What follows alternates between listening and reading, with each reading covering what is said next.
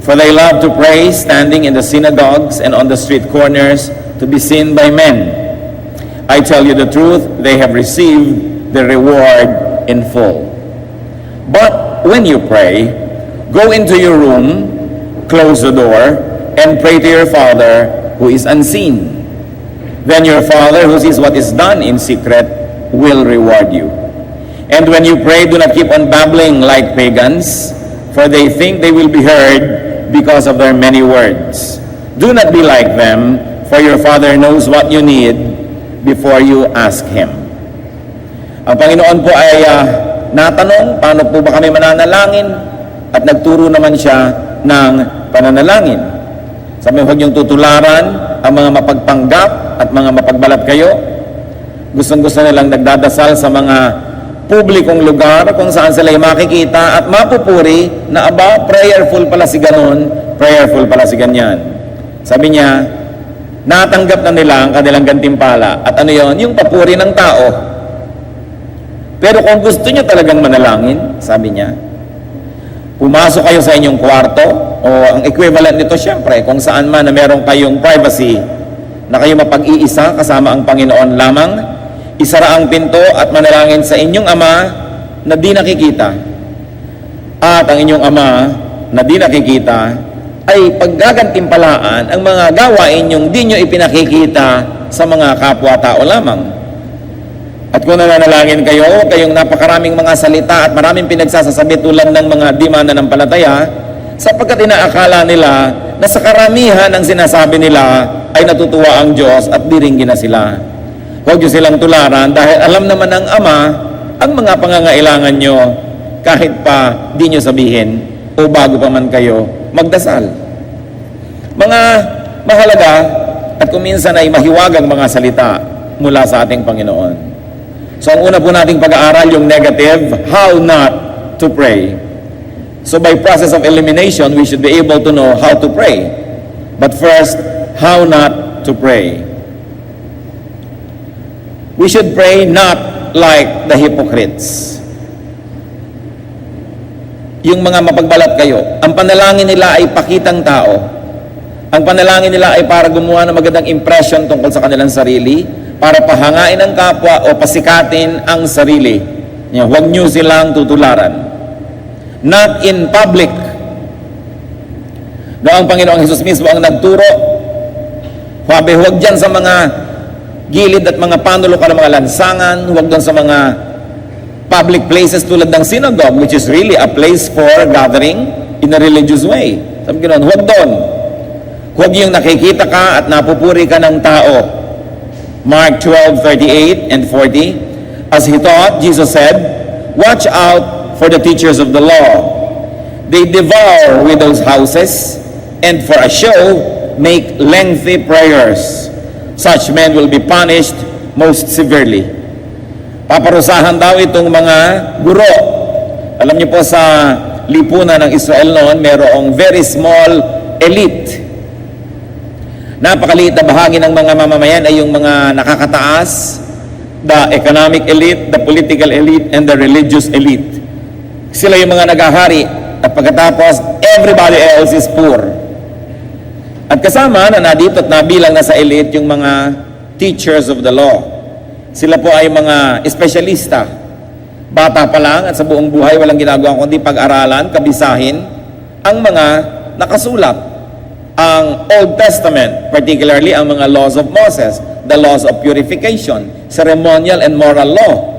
At ito naman ay kanilang laging ipinaliliwanag sa mga mangmang, sa mga mahihirap, sa mga magsasaka na mahigit 98% ng populasyon, more or less, sapagkat sa hirap ng buhay ng mga ito at sa bigat ng kanilang mga gawain pang araw-araw, ay wala na silang panahon pang mag-aral, magbasa, magmemorya, lalong-lalo naman magpakadalubhasa at umunawa ng mga matataas na bagay. At dahil itong mga scribes, itong mga Pharisees, itong mga teachers of the law, at tagapagpaliwanag, nagkaroon sila ng napakahalaga, napaka-importanting kalagayan sa lipunan. At dahil doon, nagkaroon naman sila ng kanilang mga pagpapaligsahan, kung sino ang mas banal, kung sino ang mas marunong, para naman mas maraming humanga at mas tumaas lalo ang kalagayan nila sa lipunan. Ito ang mga tinutukoy ng Panginoon na huwag daw tularan. Naging hanap buhay na nila ang pag-aaral at pagtuturo ng salita ng Diyos, na doon na sila umaasa para lagi silang manatili doon sa ruling elite. At kadalasan na pagsasamantalahan nila ang kamangmangan ng mga tao. Hindi ba ganyan ang ginagawa ng napakaraming relihiyon? Pinagsasamantalahan ang kamangmangan ng mga tao sapagkat wala silang masyadong alam. So silang nasabing, itong ibig sabihin yan, itong ibig sabihin yan. Basta ang ending lang lahat ng katuroan nila ay lalo na nilang nahututan ng mga tao, lalo na nilang naalipin, lalo na nilang napasunod, lalo nilang nakontrol ang lipunan, lalo nilang napairal ang mga malulupit na mga pamamaraan ng lipunan na pinaghaharian ng konting mayayaman lamang. At ang relihiyon ang tagapagpairal ng kapayapaan, tinuturoan ng mga taong wala ng katapusang pagtitiis, pagsunod sa mga makapangyarihan, pagsurrender sa lahat, kaya tuwang-tuwa naman ang mga mayayaman sa relihiyon. Kaya ang Panginoon naman ay mababagsik ang kanyang mga salita laban sa mga relihiyoso. Sapagkat sa kanyang panahon, sa halip na ang katuruan ng salita ng Diyos ang maging paraan para ang tao ay lumaya, dahil ang sinasabi ni Lord, I am the truth, and the truth sets free, ay lalo namang iginagapos ang mga tao ng relihiyon para pairalin ang sistema na nakabubuti para sa kokonti lamang. Kaya gano'n na lang ang pagtuligsa ng Panginoon dito sa mga relihiyosong taong ito. At isa daw sa kanilang mga paboritong palabas para pahangain ang mga mangmang ay ang mahahabang mga dasal. At kung mas mabuti pa yung mga dasal na hindi maiintindihan ng mga tao, mga dasal na napakatataas ng mga terminologies para lalo namang palawakin ang pagwat ng mga mangmang at mahihirap at ng mga nagaharing mga pinuno ng lipunan. Sabi ng Panginoon sa Matthew 23 verse 5, everything they do is done for men to see. Para pakitang tao, para pahangain lamang ang tao. So how not to pray? Not in public. Not to be seen by so many people. At ano pa po? Not with much words. Dapat hindi napakarami mga sinasabi. Matthew 6:7, and when you pray, do not keep on babbling like pagans, for they think they will be heard because of their many words. When you pray, brothers and sisters, do not inform God. Kaya kung minsan hindi masyadong nakakatuwa yung group prayer kasi ang mga tao hindi naman talaga nagpe-pray. Halimbawa, nakayuko na ang lahat, mananalangin yung isa, Diyos ko, ang ate ko po nasa ospital, di ba alam ng Diyos yun? O operahan po siya bukas, di ba alam ng Diyos yun? Kailangan po niya ng dugo para sa transfusion, di ba alam ng Diyos yun? Wala po kaming pera, di ba alam ng Diyos yun? Yun pala, nagpaparinig sa mga kapwa na nanalangin, yun pala yung prayer. Bigyan kami ng pera dahil wala kaming pera. So yun ang sinasabi ni Lord na, alam na ng Diyos ang kailangan nyo, bakit anong pinagsasasabi nyo dyan? Merong Diyos ko, magbabiyahe po ako sa isang buwan, pupunta po ako sa Kuwait, hindi ba alam ng Diyos yun? Do not pray to inform God. Do not include this in your prayer. However, sabi niya, paano naman po maiintindihan ng mga kagrupo ko yung prayer? Eh di mag-pray ka na lang mag-isa para hindi na sila malito. Kaya nga sinabi ni Lord, go into your room and pray to your Father. Pero gusto po namin mag-group prayer at maganda rin naman po yun. Oo nga, pero bago ka manalangin, di-inform mo na sila. Ipapanalangin ko po mamaya yung operasyon ng kapatid ko bukas kasi kailangan po niya ng blood at kailangan niya ng ganon. So yun po ipapanalangin ko mamaya pag nagsimula na tayong manalangin. So pag nag-pray ka na, Diyos ko po, bigyan niyo po kami nung kailangan ng kapatid kong dugo, turuan niyo po kami, blah blah blah. Hindi mo na ngayon gagawin na yung prayer is only to inform all the other people who are praying anyway, at kunwari naman Diyos ang kausap mo. Because it is babbling like pagans. Of course, there's a more technical definition to babbling like pagans, because to babble is to use excessive words. Yung sobrang daming salita na wala namang katuturan, and especially to use words not understandable to everyone else. Meaningless sounds, meaningless words that to the ignorant will sound very, very impressive. Sasabihin tuloy ng mga hindi marunong, ay ano yung sinasabi niya? Latin ba yun? O ano ba yun? Hindi ko maintindihan.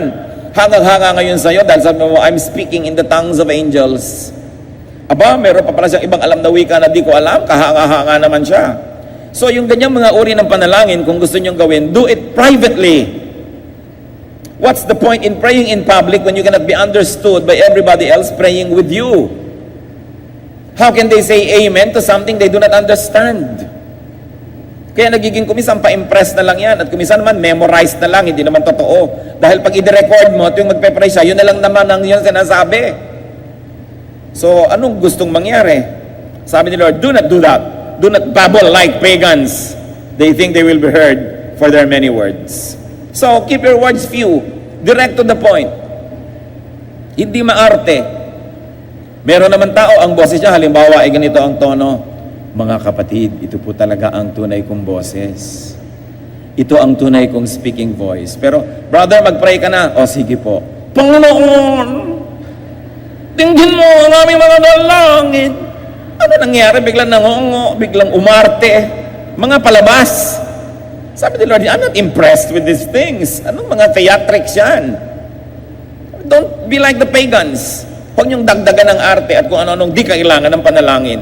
Because your Father knows. The Father knows your needs. Sabi ni Lord sa Matthew 6:32, for the pagans run after all these things, and your Heavenly Father knows that you need them. Ngayon, interestingly, yun pong mga naunang Kristiyano, mga first generation Christians, prayed in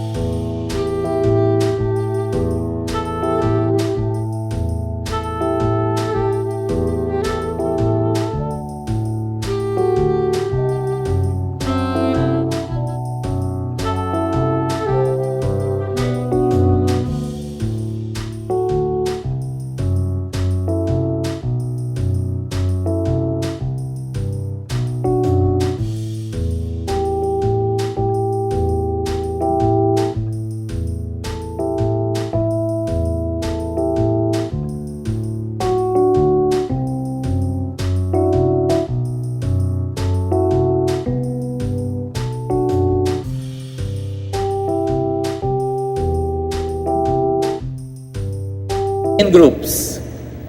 Una, kinailangan nilang gawin yon dahil wala silang kakampi. Ang Panginoon ay nagulat sila't namatay. Ang Panginoon ay dumanas ang libong hirap at sakit. Anong gagawin siyempre ng mga Kristiyano? Magtumpok-tumpok at magsama-sama dahil sila lang itong magkakakampi.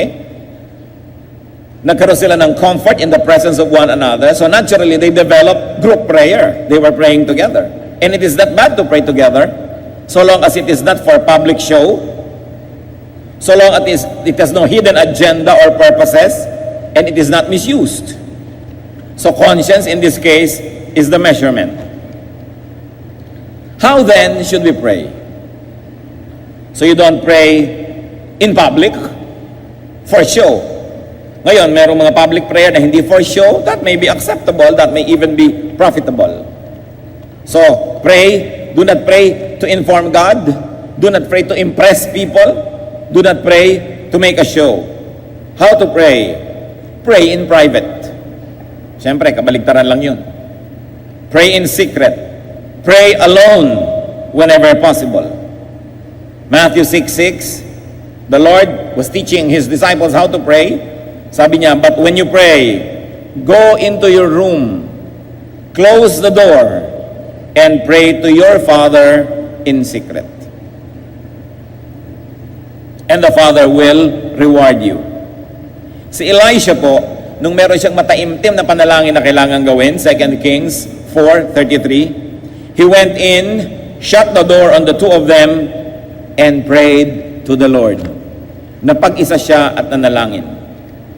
Meron pa kayang hihigit na halimbawa kaysa sa ating Panginoong Jesus?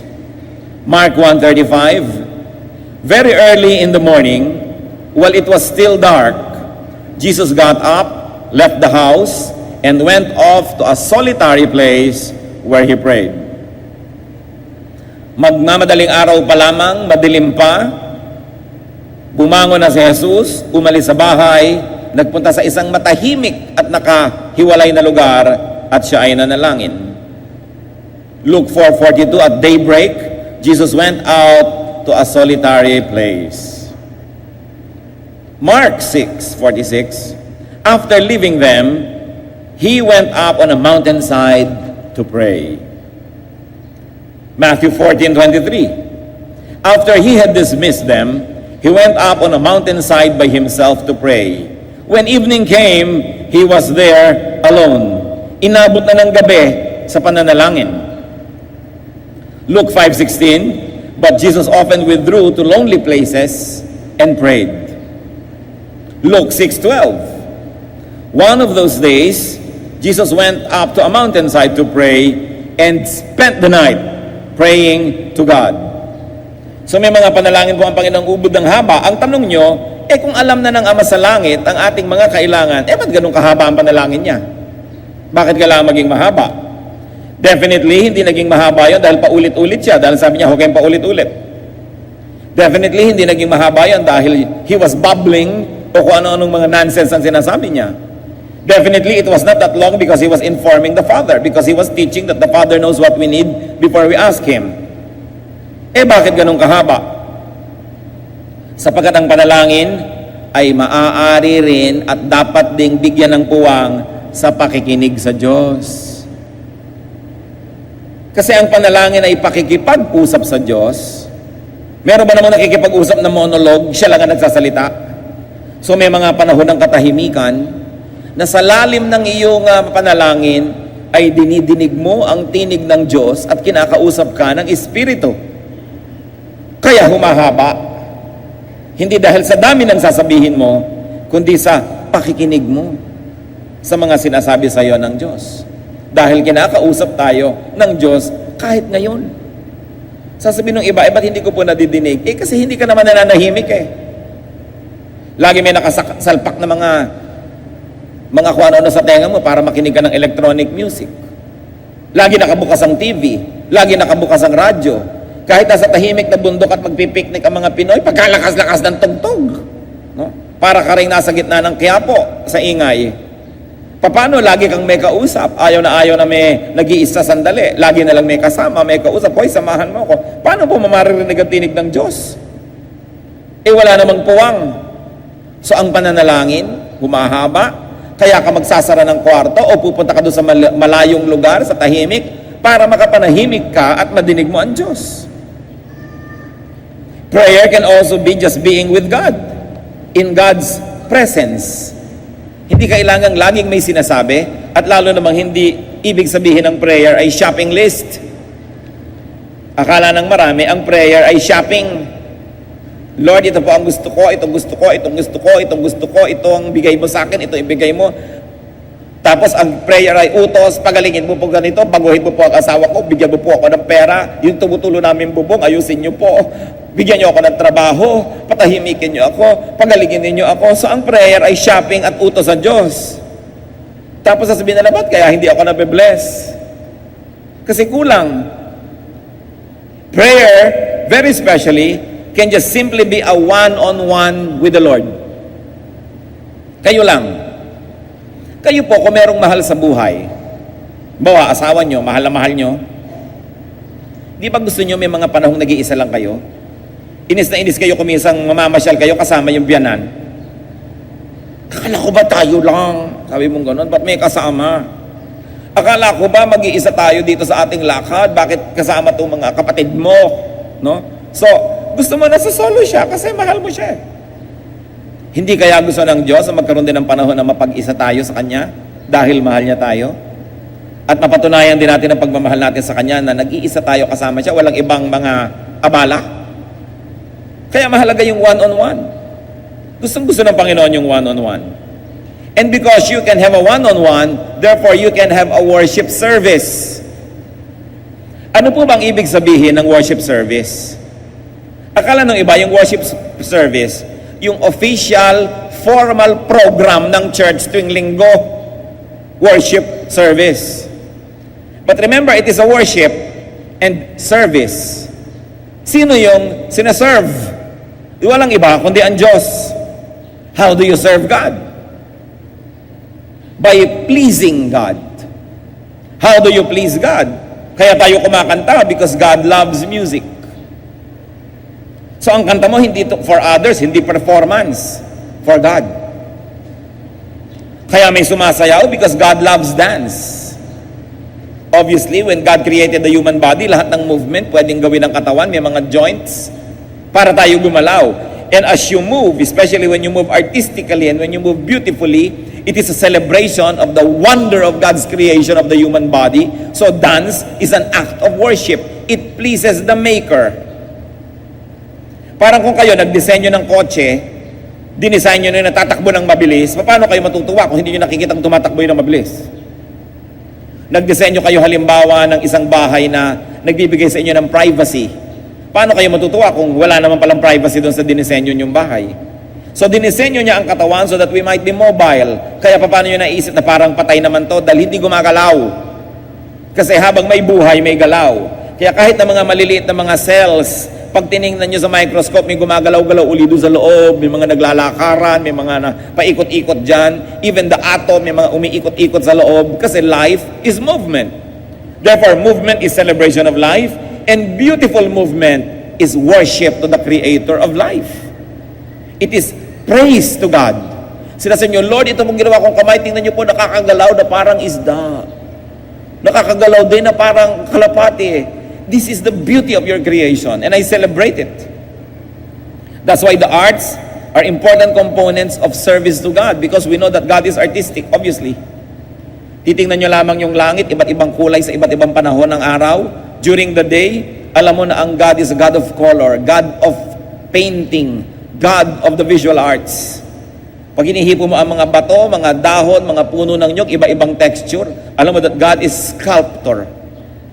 Pag nakikinig ka sa lahat ng mga huni ng ibon, huni ng hangin, tunog ng tubig, bagsak ng ulan, tunog ng pinipritong galunggong, alam mo that God is God of sound and music.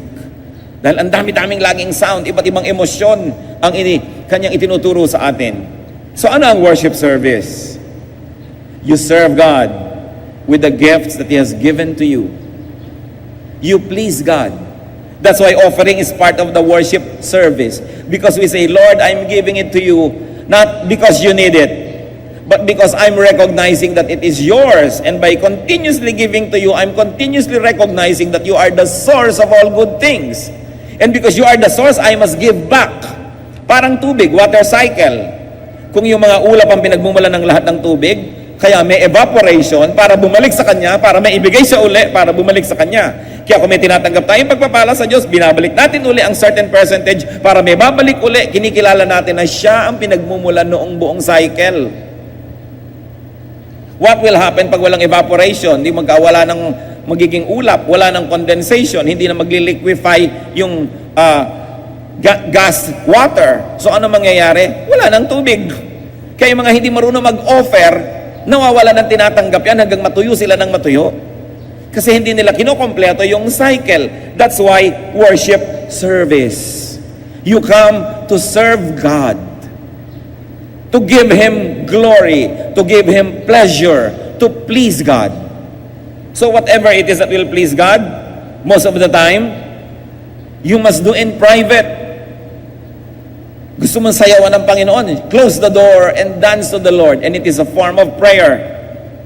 Ngayon, when you dance before people, consent na consent ka, hindi magkamali, maganda yung movement mo, nalilimutan mo na kuminsan kung para kanino ka ba sumasayaw. Bagamat kung nasa group naman at may tao, may nanonood, dapat naman sila hindi ma-offend sa pinagsasasayaw mo, kaya gandahan mo rin talaga dahil baka maging sagabal ka sa pag-worship nila, imbes katulad.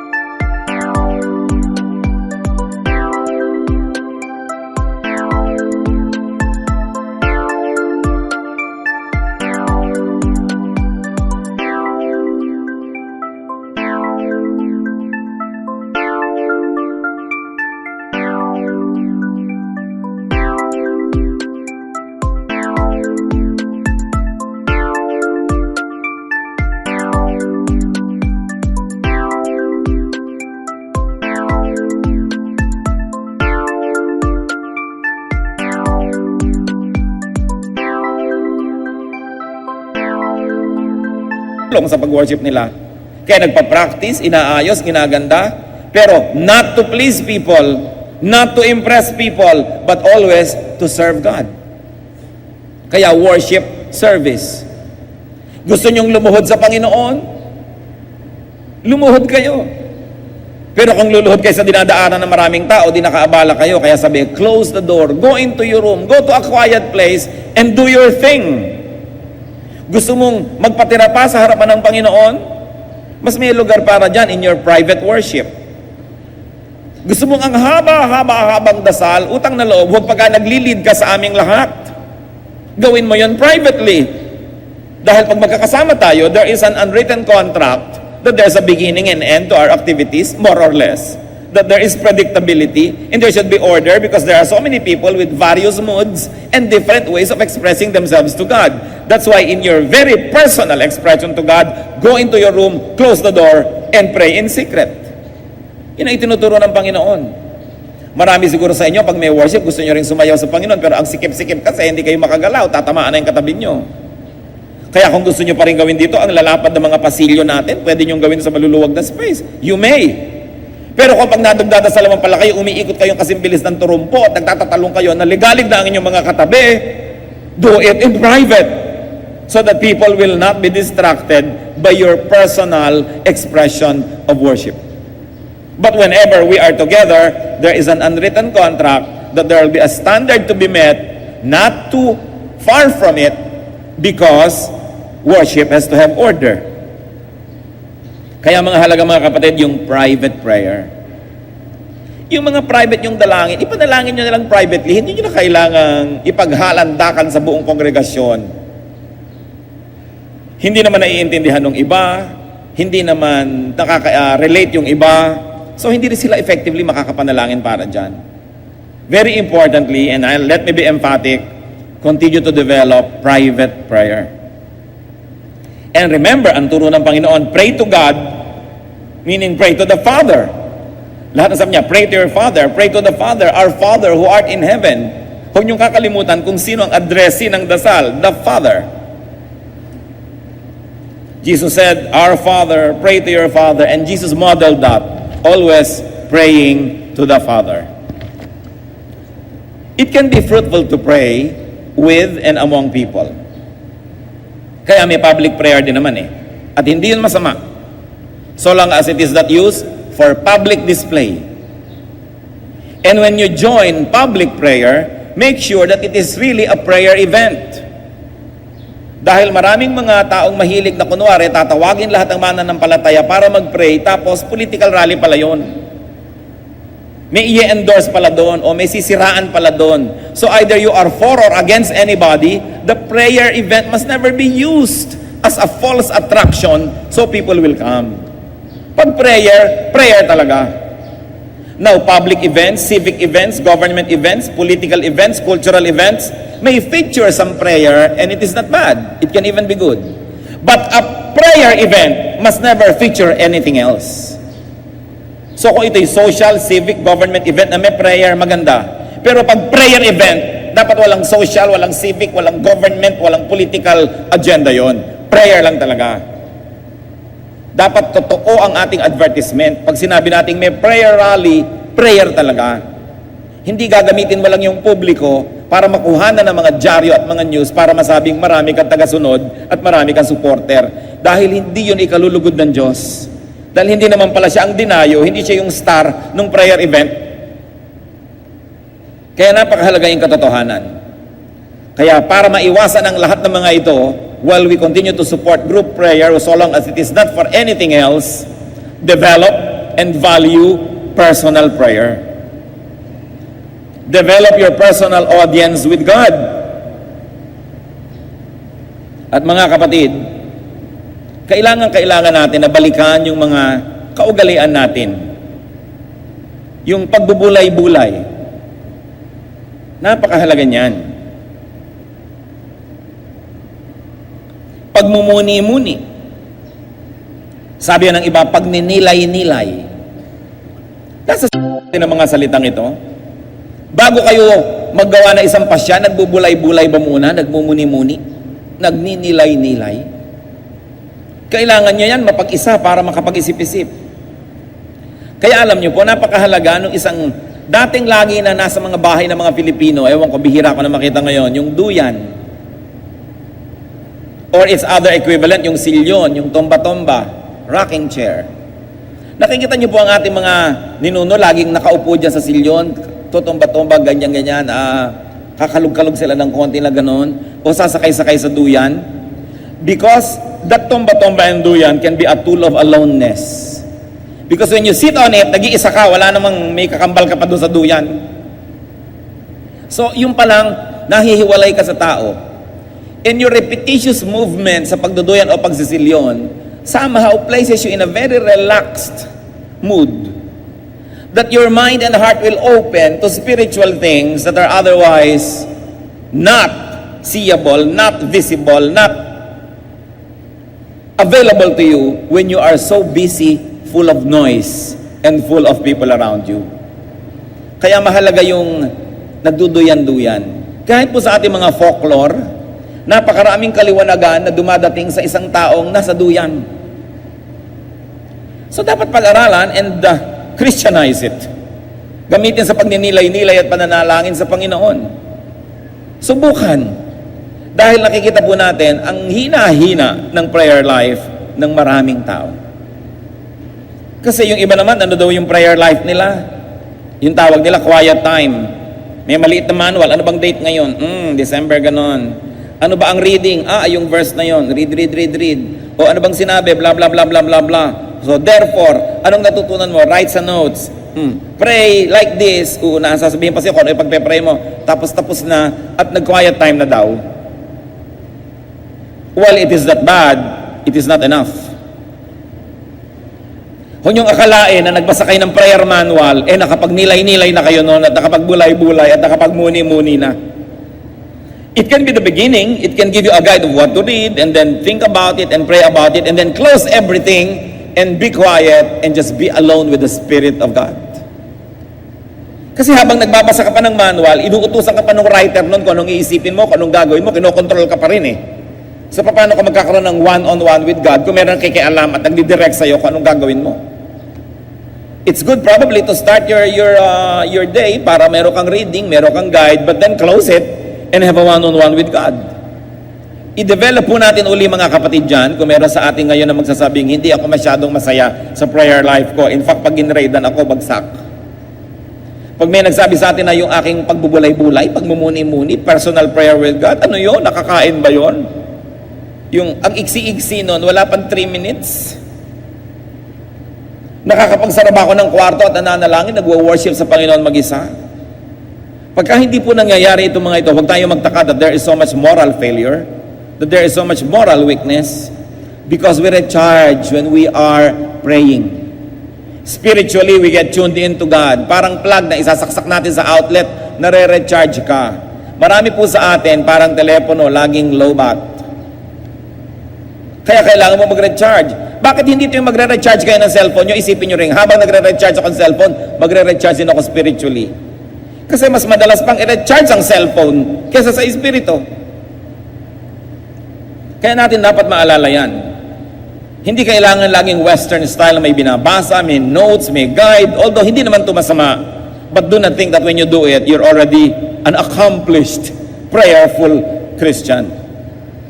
Develop a very personal life, a very personal prayer life with the Lord.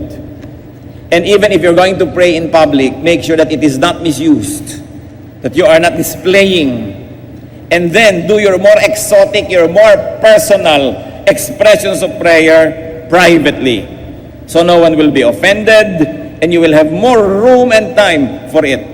Because for everything there is season and a time for every matter under heaven. Aming Diyos, nagpapasalamat kami na papaalalahanan nyo kami tungkol sa panalangin. Suriin nyo po ang aming mga puso at ituro nyo po sa amin ang dapat naming gawin para lalo pang humusay ang aming pananalangin. Lalong maging katanggap-tanggap at kaibig-ibig sa inyo ang aming panalangin. Patatawarin nyo po kami kung nami-misuse namin ang prayer, O God. ituro mo sa amin to develop what the Lord Jesus taught, private prayer.